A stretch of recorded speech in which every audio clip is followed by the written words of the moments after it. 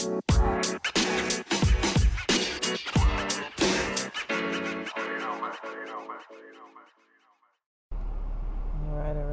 guys. So, the four agreements, pages 31, 32, 33, 34, a little bit into page 35.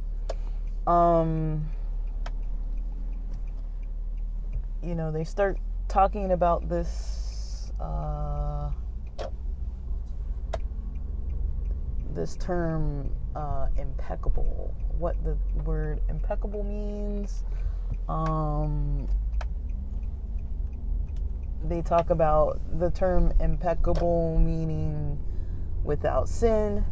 I'm not very good with vocabulary. I kind of always assumed impeccable meant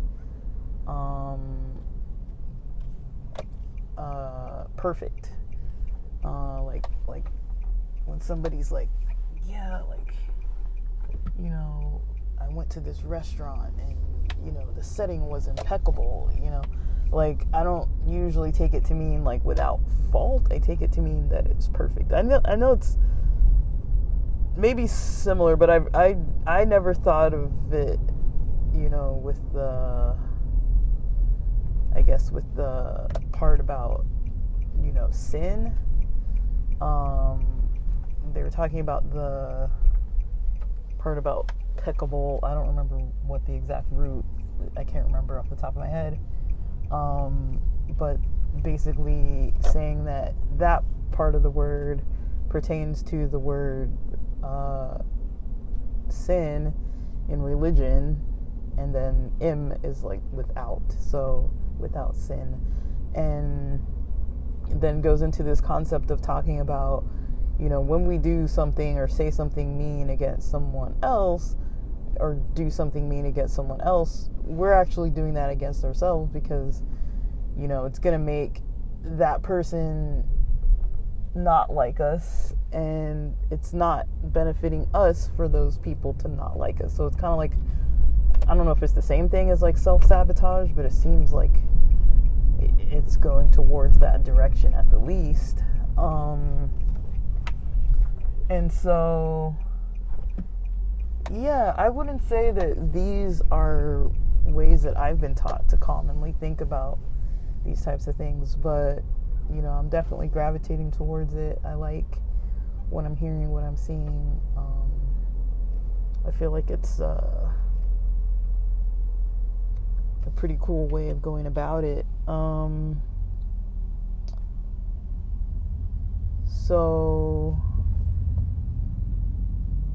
Okay, motorcycles, get on in. Oh my gosh. Watching people on the left, watching people on the right.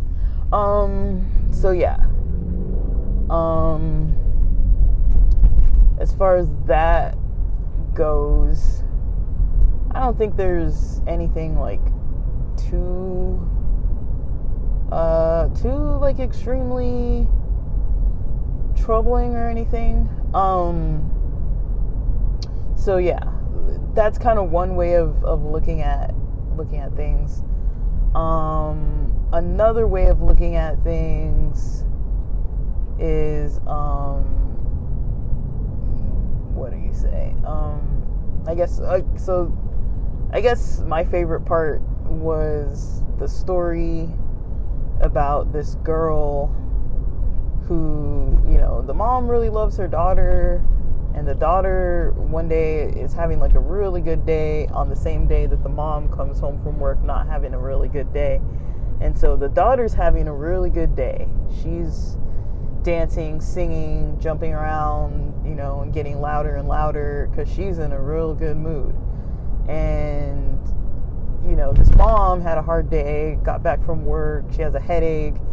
The girl singing kind of, the daughter gives her like a deeper headache, and she starts feeling like, oh, this isn't maybe good for me.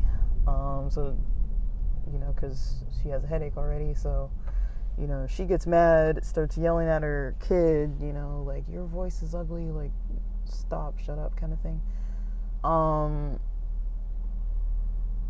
And yeah, so that's kind of how she starts to talk. And you know, she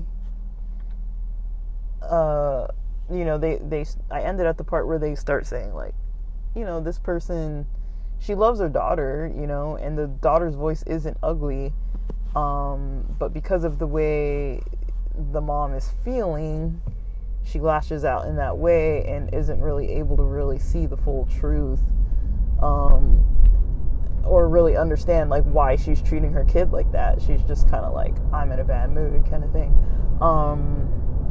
So yeah, that was one thing that I kind of noticed, that I have actually experienced.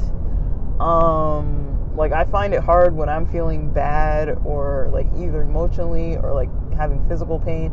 A lot of times I notice I get physical pain related to emotional pain, and so it's hard to pay attention to, but I'm like, sometimes I'm like, I'm tense, I'm sore, and all it really takes usually is like some good meditation, a good workout, and I'm usually good to go. But I do hold a lot of tension in my body, and I don't usually use enough discipline all the time to kind of like manage it. I kind of wait till it starts happening, and then I'm like, now I gotta go to the gym or something like that. And it's kind of one thing that motivates me to kind of work out, though, because I'm like, if I know I'm feeling crappy, I know I'll feel better if I just like go to the gym or just work out or dance or just rock out or do something fun for a little bit. So it is something that I do find to be a struggle, but also I do have a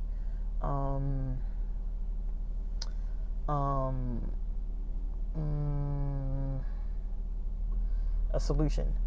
And I've also noticed too, you know, like, I've talked about it some on pods, but you know, I have a family that I don't think it's out of the norm for so many families. People who are millennials, a lot of us have parents who, you know, their generation wasn't too keen on, you know, mental health, like maybe physical health, yeah, but, you know, a lot of them were workaholics and didn't really, you know, manage their health and their stress levels too good, or weren't taught about it or anything. Like, we are lucky to be from a generation where we have access to information from cultures that teach us otherwise, and we can see how they've benefited from it, and we can kind of take on some of that benefit for ourselves in our own personal lives. And so I've definitely noticed that as a difference. And so I do have people in my life that I grew up with that kind of weren't how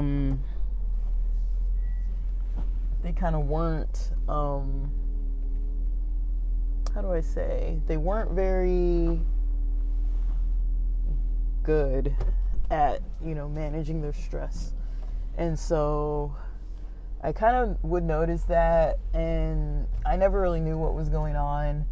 Now I understand it. So I do have a lot of experiences where it's like, I've had things happen in my life almost similar to the story of that little girl, where somebody was either treating me not so good or acting not so good towards me, or saying not so nice things towards me, or being mean towards me because they had their own stuff going on. And I internalized a lot of that, and you know, I think it's definitely impacted my self-worth and my, not really that I don't think I'm worth a lot. It's not that so much as it is like, you know, the discipline to take care of my own needs. Like, I do find myself a lot of times, like, you know, holding on to relationships with people that, you know, it's really not necessary to hold on to those relationships, you know, or, you know, being involved with people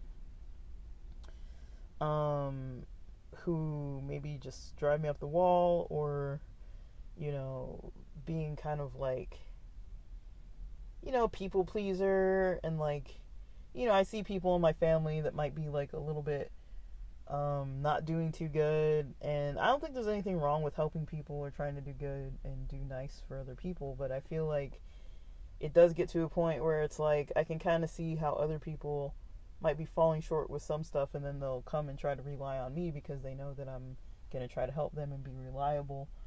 Like, I've had family members who were getting doctorates and trying to have me help them with their research and stuff, and I'm just like, dude, I'm so overwhelmed already. Like, I don't have time to be helping you, and you're not going to pay me anyways.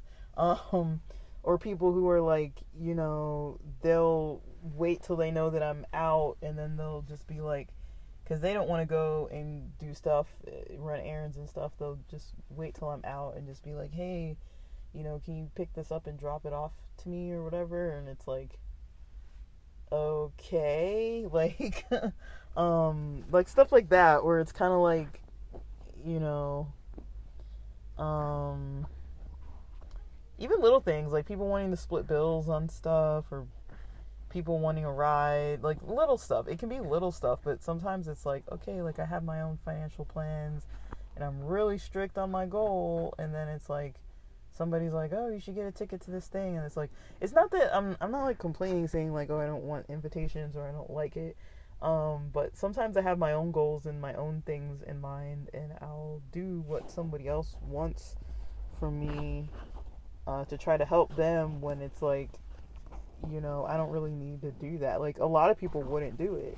A lot of people wouldn't even answer their phone, and I don't think I owe it to anybody, but I do kind of feel like guilty or bad for not helping people sometimes. Part of that's probably the religious upbringing, as well as kind of like, just some things I've gravitated towards with helping people and stuff like that. So, yeah, that's kind of my own experience with that type of situation. But I'm gonna get going with the rest of my afternoon here. That's all I really had to say about those pages, just real quick and simple. And thanks for listening.